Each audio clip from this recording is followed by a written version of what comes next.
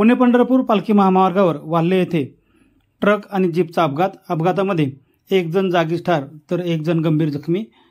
पुरंदर तालुक्यातून जाणाऱ्या पुणे पंढरपूर महामार्गावर बोलेरो जीप आणि ट्रक यांच्यात समोरासमोर झालेल्या धडकेमध्ये जीप चालक जागीच ठार झालाय तर ट्रक चालक गंभीररित्या जखमी झालाय।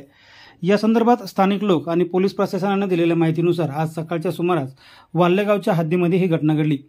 यामध्ये कोल्हापूरहून पुण्याला निघालेला ट्रक क्रमांक MH12 QW 7899 हा ट्रक आणि जेजुरी MIDC मधून माणकीला निघालेली बोलेरो जीप क्रमांक MH12 FT 8265 या दोघांची समोरासमोर धडक झाली।